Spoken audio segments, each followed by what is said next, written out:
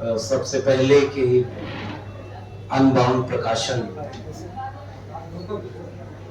प्रकाशन को मैं इसके लिए बधाई देना चाहता हूं कि उन्होंने इतनी शानदार किताब प्रकाशित की।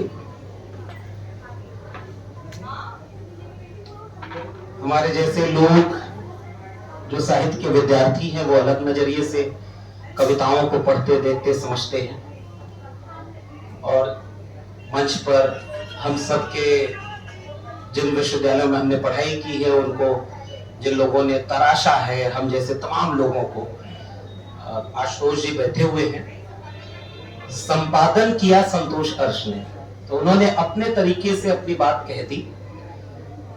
कविता के लिहाज से विद्रोही कैसे कवि थे, उनकी कविताएं कैसी हैं, उसकी काव्यशास्त्रीय और साहित्यिक व्याख्या विमर्श आशुतोष जी आपके बीच में रखेंगे। मैं आपसे कुछ अपने अनुभव इस किताब के जरिए साझा करना चाहता हूं,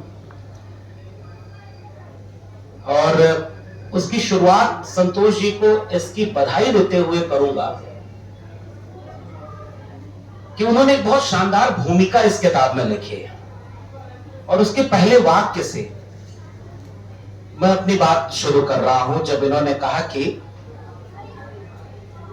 अपने देश को मेघवर्णी कहने वाले विद्रोही जी ने इस देश के लोगों से अन्याय और उपेक्षा के सिवाय क्या ही पाया। और उसके बाद बाकायदे इस योद्धा को बस इतना सा यकीन था कि संभवतः कविता उसे बचा लेगी, किंतु हिंदी के खिलते महकते निर्मम क्रूर उद्यान तले न जाने कितने रमाशंकर दबे पड़े हैं, जिनके प्रतिभाशाली जीवन की खाद से यह पुष्पित सुगंधित है। मैं यहीं से अपनी बात शुरू करता हूं। दिल्ली आए 3-4 वर्ष हुए होंगे, और उस वक्त उस मुल्क के निजाम भी बदले थे, नई नई सरकार बनी थी, और तब वो विश्वविद्यालय, चाहे वो दिल्ली विश्वविद्यालय हो, जवाहरलाल नेहरू विश्वविद्यालय हो, जिस समय देश में राजनीतिक तौर पर एक निराशा का, हताशा का, पराजित मनस्थिति का भाव था, उन विश्वविद्यालयों के बीच से एक विपक्ष का तेवर, सवाल पूछने का, संघर्ष करने का और प्रतिरोध करने का एक जो स्पेस बचा था, उसे इन विश्वविद्यालयों ने भरा था। ऐसा एक वाकया था, और ऑक्यूपाई यूजीसी करके एक आंदोलन चल रहा था। जवाहरलाल नेहरू विश्वविद्यालय के तमाम छात्र, विद्यार्थी, सारे लोग उस आंदोलन में थे, और मैं जिस कॉलेज में पढ़ाया करता था, अभी तो मैं वहां नहीं हूं, जाकिर हुसैन कॉलेज, वो उसी के ठीक बगल में।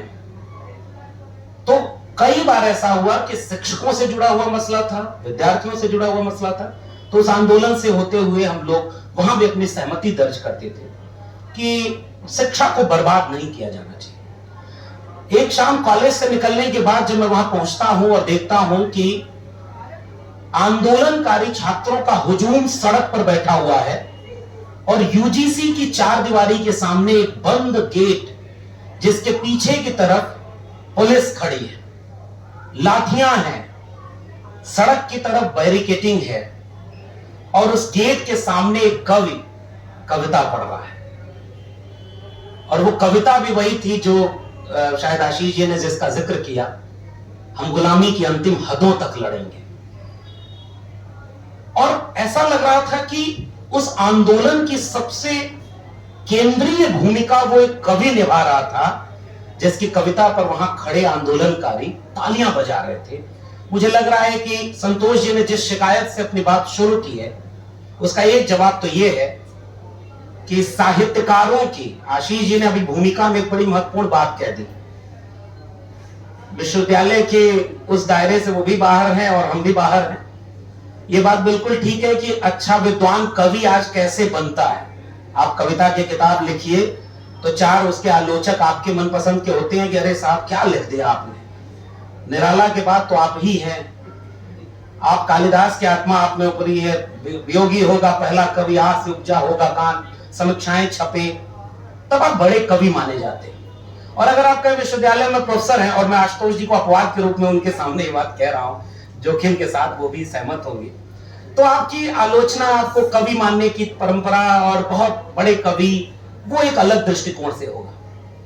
लेकिन मेरे लिए वो कवि बहुत बड़ा है और कवि की पायदान पर है जिसकी कविता लोगों की जबान पर चढ़ जाए। वो एक शेर है कि जिंदा रहने की ये तरतीब बहुत अच्छी है कि दूसरों के दिल और जुबान पर जिंदा हो जाओ। तो दिल और जुबान पर जो रहे, तनी हुई मुट्ठियों में जो कविता पढ़ी जाए, विद्रोही वैसे कवि के रूप में पहली बार हमसे परिचित होते हैं। और उसके बाद मुझे याद है जेएनयू की एक शाम हम लोग गंगा ढाबे का, जिसमें इस किताब को इसलिए भी पढ़ना चाहिए आप लोगों को, इस किताब के 3 हिस्से हैं। इसमें एक हिस्सा उस विद्रोही से आपको परिचित कराएगा जिससे आप परिचित नहीं होंगे। अगर आप उनकी कविताओं से परिचित हैं तो भी आप उस विद्रोही को नहीं जानते हैं, जो शुरुआत के शायद 4 लेख हैं, 2 उनके साथियों के हैं, उसके बाद एक 1.5 पन्ने का लेख है, वो उनके छोटे भाई का है। और मैं उस लेख की एक लाइन पढ़ना चाहता हूं जो जिससे आप समझेंगे कि विद्रोही का मतलब क्या है और विद्रोही को क्यों पढ़ा जाना चाहिए। फिर मैं अपनी 1-2 महत्वपूर्ण कविताएं पढ़ करके अपनी बात आगे बढ़ाऊंगा।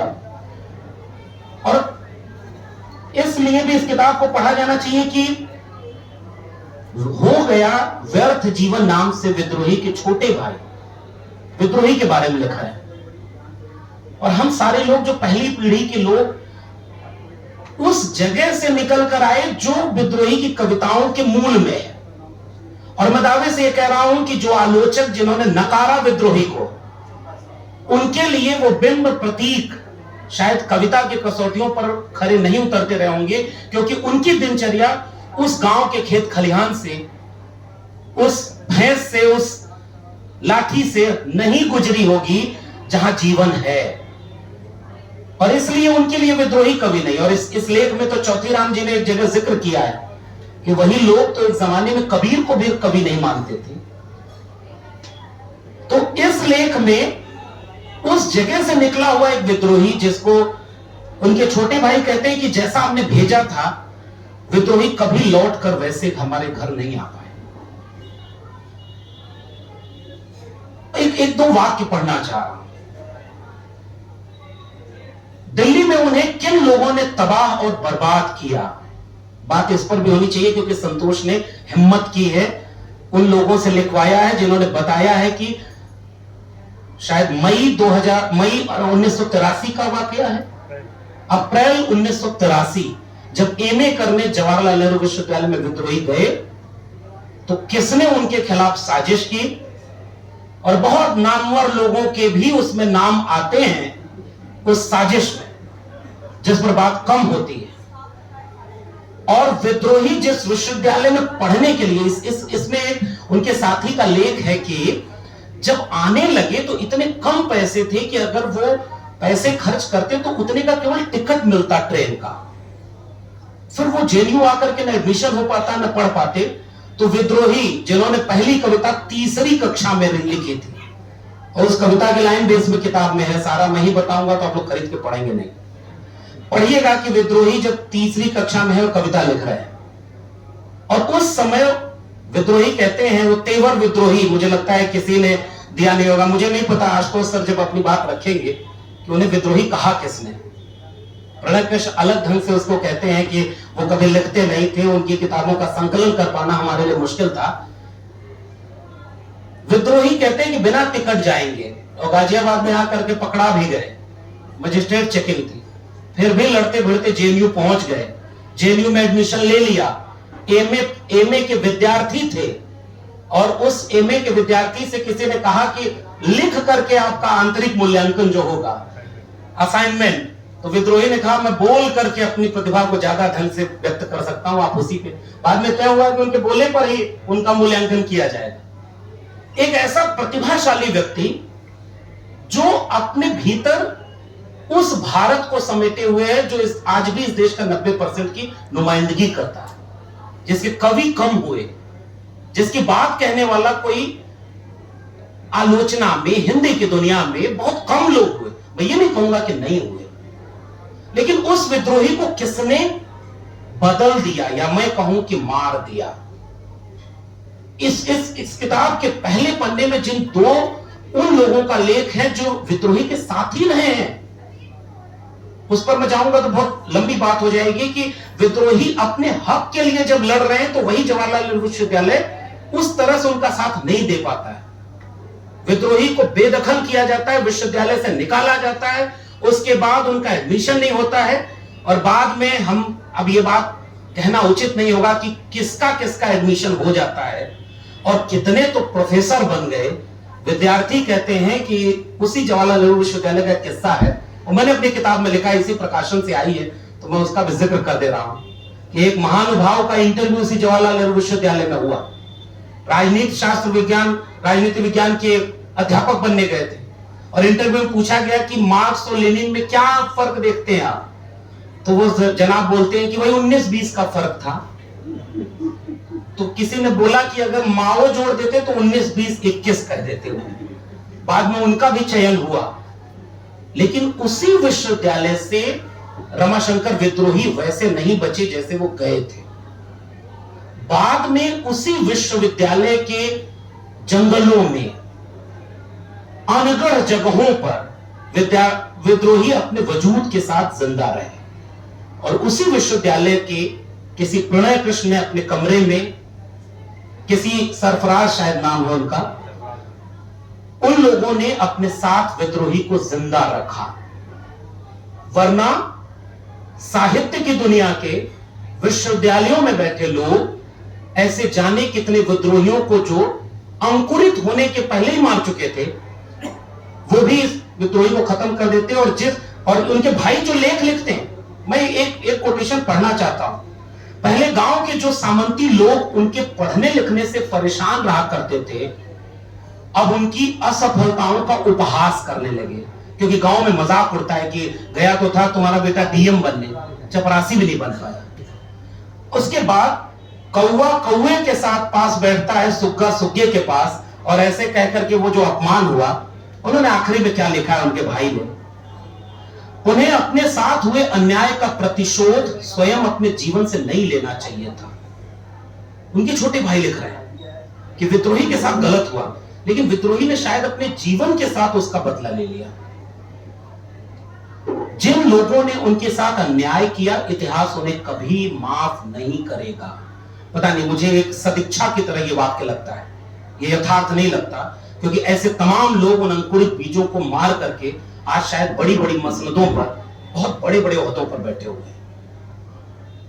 काश कविता में ही उस व्यक्ति के साथ न्याय हो जाता है। उनके छोटे भाई वो कह रहे हैं कि जब गांव में लोग बाद में आने लगे और कहे कि विद्रोही तो बहुत तगड़ा कवि था, विद्रोही की लाइन है, हमारे गांव में कोई नहीं जानता कि कविता क्या होती है, कवि का मतलब क्या होता है। वहां तो मैंने अपनी किताब में भी लिखा है कि प्रोफेसर बनने के बाद हमारे घर वाले उलाहना दे रहे थे कि डीएमएसपी बन जाते तो अखबार में नाम छपता, प्रोफेसर बनने तो कौन पूछता है। विद्रोही को यहां से भी देखा जाना चाहिए। इसके बाद विद्रोही के ऊपर जो उनकी बेटी ने लिखा है, उस लेख को बार बार पढ़ना चाहिए। एक बेटी की नजर से उस कवि को देखना जिसे मोहनजोदड़ो की आखिरी सीढ़ी पर पड़ी एक औरत की लाश बेचैन करती है। मुझे नहीं पता कि इन वाक्यों पे मैं उन कविताओं का थोड़ा सा उदाहरण दे दूं, जिनके बाद आप भी जरा सोचिएगा कि फिर एक बड़ा कवि होने की शर्तें कौन सी होती हैं। आशीष जी ने अपने उद्धरण में वो बात कह दी, मैं किसान हूं और आसमान में धान बो रहा हूं। अगर किसान, अच्छा, प्रतीक बिंब कहां से आते हैं? प्रणय कृष्ण जी ने, चौथीराम यादव ने, इवन राम जी ने, और खुद अपने संपादकीय में संतोष ने इस बात को बहुत बारीकी से उठाया है कि कवि अपनी चेतना, अपना बोध, अपना शब्दावली, अपने प्रतीक, अपने बिंब उसी लोक जीवन से उठा रहा है जिसके लोग प्रतिभाशाली कवि बनने के बाद भी कवि स्थापित नहीं हो पाते। और केवल कविता की दुनिया नहीं, समाज के अलग अलग पायदानों पर आज भी उन्हें साबित करना पड़ता है कि उनमें हुनर है, मेरिट है कि नहीं, कोट अनकोट। डॉक्टर अंबेडकर को साबित करना पड़ रहा है, नए नए विमर्श चल रहा है कि वो काबिल नहीं थे, वीएन राव ज्यादा काबिल थे। अब ये इसका मतलब ये साबित किसको करना पड़ता है? विद्रोही उस तबके के प्रतिनिधि कवि जो लिखता हो कि मैं किसान हूं और आसमान में धान बो रहा हूं। हिम्मत देखिए, तेवर देखिए, ये साहस आज की दुनिया में तो नहीं है। कुछ लोग कह रहे हैं कि पगले आसमान में धान नहीं जमता। मैं कहता हूं गेगले गोगले, शायद ये गेगले गोगले उन काव्यशास्त्री कसौटियों पर फिट नहीं बैठा होगा। अलंकृत भाषा नहीं है, क्योंकि वो विद्रोही उस सौंदर्य बोध को तोड़ते हैं कविता के, साहित्य के, जो जनता का कवि होने में बाधा पैदा करे। अब तो इन दोनों में से एक होकर रहेगा, या तो आसमान से, या तो जमीन से भगवान उखड़ेगा या आसमान में धान जमेगा। एक कविता है उनकी जो मैं, भारत भाग्य विधाता, वो लंबी कविता, उसका आखिरी बंद में पढ़ता हूं। मैं भी मरूंगा, भारत भाग्य विधाता भी मरेगा, मरना जनगण मन अधिनायक को भी पड़ेगा, लेकिन मैं चाहता हूं कि पहले जनगण मन अधिनायक मरे, फिर भारत भाग्य विधाता मरे, फिर साधु के काका मरे, यानी सारे बड़े बड़े लोग पहले मर लें, फिर मैं मरूं। उधर चलकर बसंत ऋतु में जब दानों में दूध आते हो, संतोष अभी इसका जिक्र कर रहे हैं, आमों में भौर आ जाता है, या फिर तब जब महुआ चूने लगता है, या फिर तब जब बनबेला फूलने लगती है। नदी किनारे मेरी चिता दहक कर मरे और मित्र सब करे दिल लगी, कि वह विद्रोही भी क्या तगड़ा कवि था जो सारे बड़े बड़े लोगों को मार कर मरा। और मैं ये कहना चाहता हूं कि पहला हिस्सा इस किताब का उन बड़े लोगों को आपको बेनकाब करके दिखाएगा जिन्होंने पहले विद्रोही को मारने की कोशिश की। विद्रोही मरा नहीं। विद्रोही लिखते हैं, मैं कहता हूं तुम मुझे इस आग से बचाओ मेरे दोस्तों। और मैं यहां से एक नए विद्रोही को देखता हूं जो वो आवाहन करते हैं। और इस परंपरा में, उसी जेएनयू में, आशुतोष सर हैं, वो शायद उस किस्से का जिक्र आएगा तो बताएंगे, गोरख पांडे से लेकर के अदम गोंडवी तक की परंपरा, जिस प्रतिरोध की परंपरा को अभिव्यक्त करती है रचना में, पुलकेश जी ने अपने लेख में बहुत विस्तार से उस बात को बताया है, पढ़ना चाहिए आपको। उस प्रतिरोध की परंपरा में कोई कवि बनता कैसे है? समाज की पीड़ा। इसीलिए मैंने अपने फेसबुक पोस्ट में लिखा था कि विद्रोही की कविताएं पढ़ी नहीं जाती, मारी जाती है। और आज ऐसे कवि को हम लोग याद करना चाहते हैं कि मुल्क में जब ऐसे तानाशाह बैठे हों जो पूरे मुल्क को भीतर से कमजोर करें, तो साहित्य ही तो प्रतिरोध करता है। संतन को कहां सीकरी सुकाम, आवत जात पनहिया टूटी, बिसर गयो हरि नाम, और जाको मुख देखत दुख उपजे, ताको करब पड़ी पर नाम। हमारी तो प्रतिरोध की परंपरा रही है कि हम फतेहपुर सीकरी में दरबारी बनने नहीं जाएंगे। अभी इकबाल नाम का एक शायर है, उसने बहुत गजब का शेर लिखा कि सामने वाले को हल्का जानकर भारी हैं आप, सामने वाले को हल्का जानकर भारी हैं आप, आपका मेयार देखा कितने मेयारी हैं आप, उफ तलक करते नहीं जिल्ले इलाही के खिलाफ। और विद्रोही जैसे पढ़ते थे वैसे मैं पढ़ भी नहीं पा रहा हूं, लेकिन अगर पढ़ते हुए विद्रोही को आप देखे होंगे कि उफ तलक करते नहीं जिल्ले इलाही के खिलाफ, आपको दरबार की आदत है, दरबारी हैं आप। और विद्रोही को दरबारी लोग कभी समझ नहीं सकते। विद्रोही दरबार के बाहर खड़ा होकर प्रजा का कवि है, राजा का कवि नहीं है। और इसलिए उन्होंने कहा कि मैं कहता हूं तुम मुझे इस आग से बचाओ मेरे दोस्तों, तो मेरे पूरब के लोगों मुझे इस आग से बचाओ जिसके सुंदर खेतों को तलवार की नोकों पर जोता गया। अगर कोई यूपी बिहार उत्तर भारत के सामंती 200 साल के भारत के इतिहास को नहीं जानता, खेत किसके, और मुझे ओम प्रकाश वाल्मीकि याद आते हैं, कुआं ठाकुर का, खेत ठाकुर का, जोड़कर पढ़िएगा। संसद में पढ़ दी गई कविता तो फिर बेचैनी हुई। और आज पूछिएगा कि वो खेत का कवि विद्रोही अपनी मेड़ पर खड़ा होकर भारत से संवाद कर रहा है, जिनके सुंदर खेतों को तलवार की नोकों से जोता गया, जिनकी फसलों को रथों के चक्कों तले रौंदा गया। तुम पश्चिम के लोगों मुझे इस आग से बचाओ जिनकी स्त्रियों को बाजारों में बेचा गया। अब मैं विद्रोही के मेयार को दिखाना चाहता हूं, केवल पाखंड नहीं, जाति नामक एक ऐसी बीमारी जिसने पूरे भारत को तबाह बर्बाद कर दिया, विद्रोही उसके खिलाफ खड़े होते। महिलाओं के आधार पर लैंगिक भेदभाव के नाम पर जो पितृसत्ता है, विद्रोही उसके खिलाफ खड़े होते हैं। इतिहास में वो पहली औरत कौन थी जिसे मारा गया मुझे नहीं पता, लेकिन जो भी रही होगी मेरी मां रही होगी। इतिहास में वो आखिरी औरत कौन होगी जिसे मारा जाएगा, जो भी होगी वो मेरी बेटी होगी और ये मैं होने नहीं दूंगा। विद्रोही को यहां से पढ़ा जाना चाहिए था। तुम पश्चिम के लोगों, मुझे इस आग से बचाओ जिनकी स्त्रियों को बाजारों में बेचा गया, जिनके बच्चों को चिमनियों में झोंका गया। याद हो, इलाहाबाद में अभी 1 महीने के भीतर एक दलित ने यह कह दिया कि हम बेगारी में आपका गेहूं का बोझा नहीं उठाएंगे। उसको उसी गेहूं के बोझे में बांधकर जला दिया गया। दलित होना 2025 में क्या है वहां पे, और कौशांबी में क्या हो रहा है ये भी देखिएगा।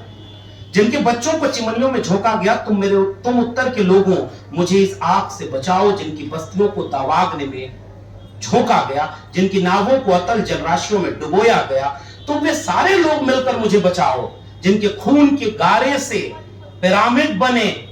और आइडिया ऑफ इंडिया को यहां से समझिएगा, उस किसान कमेरा की आवाज है 90% भारत, जो अन्न तो पैदा करता है लेकिन भूखों मरता है, जो सड़क बनाता है नहीं चल सकता उसमें, संसद जिसने बनाई वो उसमें नहीं बैठता, मंदिर जो बनाता है बनाने के बाद उसमें घुस भी नहीं सकता। क्योंकि मुझे बचाना, उस औरत को बचाना है जिसकी लाश मोहनजोदड़ो के तालाब की आखिरी सीढ़ी पर पड़ी है। मुझको बचाना उस इंसान को बचाना है जिसकी हड्डियां तालाब में बिखरी पड़ी हैं। मुझको बचाना अपने पुरखों को बचाना है, मुझको बचाना अपने बच्चों को बचाना है। तो मुझे बचाओ, मैं तुम्हारा कवि हूं। उसको हम नहीं बचा पाए। मैं आखिर में कुछ बातें समेट करके हम लोग 1-2 चीजें और जो मुझे कहनी है, क्योंकि कहने को तो बहुत है। वक्फ बिल लाया जा रहा है, मुसलमानों को दाढ़ी टोपी देख करके ये देखा जा रहा है कि, मैं तो सोचता हूं कि साबित करना पड़ता है। जैसे दलित को मेरिट, एक महिला को अपनी प्रतिभा साबित करनी होती है, वैसे शायद मुसलमान होने का मतलब आज साबित करना पड़ेगा कि आप देशभक्त हैं कि नहीं। मैं छोटी सी कविता पर आपका ध्यान आकर्षित करना चाहता हूं, नूर मियां, और केवल सुनिएगा उस कविता को। आज तो चाहे जो कोई विक्टोरिया छाप काजल लगाए या चाहे साध्वी रितंबरा छाप अंजन, अभी मैं वहां कविता में जाना चाहता हूं कि जियो बहादुर निक्करधारी, और निक्करधारी का तेवर, हिम्मत किसके पास थी ये कहने की, और वो भी 2014-15 में उसी ऑक्युपाइड यूजीसी के मूवमेंट के सामने। एक दौर था जब लोगों ने पुरस्कार वापस किया, हिम्मत दिखाई, और आज भी साहित्य में, दुनिया में, मैं ये नहीं कह रहा हूं कि सारे दरबारी बन गए, हिम्मत वाले लोग हैं, मगर वो विद्रोही था जो पुलिस के सामने बैरिकेड पर खड़ा होकर कविता पढ़ता था। वो हिम्मत किसी और में नहीं थी। लेकिन असली घी का सुरमा तो नूर मियां ही बनाते थे, कम से कम मेरी दादी का मानना तो यही था। मैं अगले 5 मिनट में अपनी बात कर रहा हूं। नूर मियां जब भी आते थे, मेरी दादी सूरमा जरूर खरीदती थी। एक सीख सूरमा आंखों में डालो, आंखें बादल की तरह भर्रा जाएं, गंगा जमुना की तरह लहरा जाएं, सागर हो जाएं बुढ़िया की आंखें, जिसमें हम बच्चे झांकें तो पूरा का पूरा दिखें। बड़ी दुआएं देती थी मेरी दादी नूर मियां और उनके सुरमे को। कहती थी कि नूर मियां के सुरमे की वजह से तो ही बुढ़ापे में पिटिहिनी बने फिरती हूं, सुई में डोरा डाल लेती हूं, मेरा जी करे कि कहूं कि ओ रे बुढ़िया तू तो है सुकन्या और तेरा नूर मियां है च्यवन ऋषि। नूर मियां का सुरमा तेरी आंखों का च्यवनप्राश है, तेरी आंखें आंखें नहीं दीदा हैं। नूर मियां का सुरमा सुरमा नहीं सिन्नी है मलीदा है। वक्त होता तो इस पर हम लोग और बात करते। और वही नूर मियां पाकिस्तान चले गए। क्यों चले गए पाकिस्तान नूर मियां? कहते हैं नूर मियां के कोई नहीं था, तब क्या हम कोई नहीं होते थे नूर मियां के? नूर मियां क्यों चले गए पाकिस्तान बिना हमको बताए, बिना हमारी दादी को बताए? नूर मियां क्यों चले गए पाकिस्तान? अब न वे सुरमे रहे और न वे आंखें। मेरी दादी जिस घाट से आई थी उसी घाट चली गई। नदी पार से ब्याह कर आई थी मेरी दादी, नदी पार ही जाकर जली। मैं उनकी राखी नदी में फेंक रहा था तो मुझे लगा ये नदी नदी नहीं, ये नदी नदी नहीं, मेरी दादी की आंखें हैं, और ये राखी राखी नहीं, नूर मियां का सुरमा है जो मेरी दादी की आंखों में पड़ रहा है। इस तरह मैंने अंतिम बार अपनी दादी की आंखों में नूर मियां का सुरमा लगाया। मुझे नहीं पता कि इसके बाद भी कवि होने की शर्तें किन कसौटियों पर विद्रोही पूरा नहीं कर पाए। तुम्हारे मान लेने से, शायद ये वो कसौटियां थीं कि तुम्हारे मान लेने से पत्थर भगवान हो जाता है। और मानबाउंड प्रकाशन को ये इस हिम्मत के लिए उनकी तारीफ करता हूं कि विद्रोही लिखने की हिम्मत कर गए, कोई पढ़ने की हिम्मत कर रहा है, और इस प्रकाशक ने सबको पढ़ाने के लिए छाप दिया इस किताब को, इसलिए भी इनकी तारीफ की जानी चाहिए। तुम्हारे मान लेने से पत्थर भगवान हो जाता है, लेकिन तुम्हारे मान लेने से पत्थर पैसा नहीं हो जाता। तुम्हारा भगवान पत्ते की गाय है जिससे तुम खेल तो सकते हो लेकिन दूध नहीं पी सकते। ये साफगोई शायद उनको अलग बनाती थी जिस पर बात होनी चाहिए। और मैं आखिरी की कुछ बातें समेटते हुए, पहला संस्करण जब आया तो ब्रिजेश जी ने नई खेती संपादित किया और उन्होंने एक बात लिखी, विद्रोही में हमारे युग की वह तस्वीर देख ली जहां चौतरफा आग लगी है, सबको जला बरा भस्म हुआ जा रहा है। वीरेंद्र डंगवाल के यहाँ जो कालापन पैदा होता है, गोरख पांडे के यहाँ जो बौनापन पैदा हो रहा है, ठीक वही मानिए विद्रोही के यहाँ आग लगी हुई है। और इसीलिए मैं अहीर हूं और कुछ लोग हैं जो मेरी भैंस को कुदा रहे हैं। अब मैं उस कविता को छोड़ देता हूं, यहीं आप पढ़िएगा। जो कुदा रहे हैं उनको नहीं पता कि वो क्यों कुदा रहे हैं, लेकिन न उनको पता है न किसी को पता है, लेकिन हमको पता है क्योंकि भैंस हमारी है और दुनिया हमारी है। जो अपनेपन से समझेगा, इसीलिए मैं इस किताब के जिन लेखों से सबसे ज्यादा प्रभावित हुआ, संतोष अर्श की शानदार भूमिका के बाद प्रणय कृष्ण ने उस यात्रा को बताया है कि कैसे विद्रोही कवि हैं। और हम लोगों के बीच में तो वो वीडियो मौजूद है सर, जेएनयू के ऑडिटोरियम में प्रणय जी बैठे हुए हैं और विद्रोही अपनी कविता पाठ कर रहा है, और कविता है औरतें, मोहनजोदड़ो की सीढ़ियों से शुरू होकर। वैश्विक दृष्टि है इनके पास।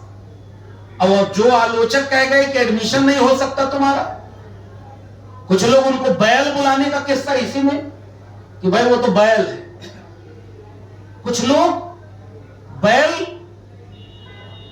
के आगे नहीं देख पाए, इसलिए विद्रोही आज भी जिंदा है। और जो लोग बैल कहे शायद पता नहीं उनके बाद उनका क्या होगा और कौन लोग उनको पढ़ेंगे। वीरेंद्र डंगवाल की कविता जो हमने एमए के अपने निबंध में, आशीष ने बहुत सही याद दिलाया, हम लोग इलाहाबाद विश्वविद्यालय में पढ़ा करते थे, प्रणय कृष्ण हमारे गुरु हुआ करते थे, और ये सारे लोग इन विद्रोही की इन चीजों से हमको परिचित कराते थे।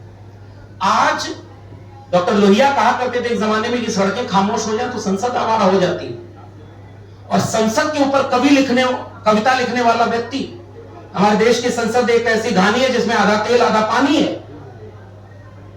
वक्त होता तो मैं उस कविताओं को ले आया था जब नागार्जुन उस समय के तानाशाह के सामने आंख में डाल करके आंखें कहते थे, इंदु जी क्या हुआ आपको, और उसके बाद भी उनके ऊपर कोई कार्रवाई नहीं, उसके बाद भी उनकी किताबें छपी। और इस तेवर के, इस परंपरा के विद्रोही, चेतना के विद्रोही थे जिनको लोगों ने जगह नहीं दी।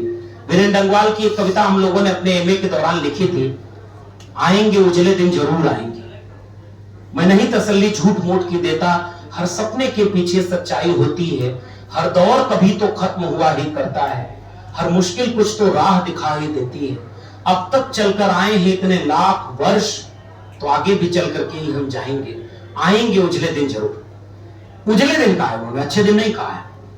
और वीरेंद्र ने जिस परंपरा को कविता में निभाया, विद्रोही उस परंपरा को सड़क पर निभाते थे। और इसमें पहले ही लेख में वो बात विस्तार से बताई गई है। और चौथीराम यादव ने अपनी लेख में बाकायदे उसको कविताओं के उद्धरण के साथ चित्रित किया। जन कवि होने का मतलब, कृषक चेतना का कवि होने का मतलब, और आंदोलनों में नारों की तरह एक कविता पढ़ने का मतलब क्या है, वो विद्रोही के यहां दिखता है। इसलिए हमारे जैसे लोग, मैं फिर से कह रहा हूं, अभी कविता और साहित्य की बारीकियां आशुतोष सर हैं और बाद में आप पाठक हैं, आप तय करिएगा, लेकिन मैं फिर से अपने पुरखे कबीर को याद करता हूं। कबीरा खड़ा बाजार में लिए लुकाठी हाथ, और जो घर जा रो अपना चलो हमारे साथ। ये जो घर फूंक तमाशा देखने वाली हिम्मत थी उस दौर में कबीर के पास थी। और दरबारी लोगों को हिंदी की दुनिया भी अपने माथे पर मस्तक की तरह नहीं लगती। वो विद्रोही लोगों को रखती है। और हम उम्मीद करते हैं कि उस विद्रोही परंपरा में विद्रोही उस चेतना के कवि हैं जिन्हें आज भी इस देश का वंचित शोषित कमेरा आवाम अपने नारों में, अपने रोजमर्रा के संघर्षों में याद रखेगा, इस बात के बावजूद कि उनको साहित्य की दुनिया ने तिरस्कृत किया, विश्वविद्यालय की दुनिया ने उनको अंकुरित होने के पहले मारा, लेकिन एक नए विद्रोही हमें देकर के गए। और इसी बात के साथ अपनी तमाम बातों को छोड़ करके कि आप इस पुस्तक को पढ़ें, इस पुस्तक को पढ़ें और पढ़ करके कलम और किताब को बचाएं, जिसे विद्रोही बचाना चाहते थे। उनकी सबसे प्रिय कविता कि हम गुलामी की अंतिम हदों तक लड़ेंगे, इसमें भी, इस संग्रह में है, और कुछ जरूरी कविताएं छूट भी गई हैं, लेकिन मैं इस पूरे संग्रह के लिए उस हिम्मत की बधाई देता हूं संतोष अर्श को और उन तमाम लेखकों को जिन्होंने इसमें लिखा है, और प्रकाशक को बधाई कि आज के वक्त में भी वो इस तरह का तेवर रखे हुए हैं। बहुत बहुत धन्यवाद।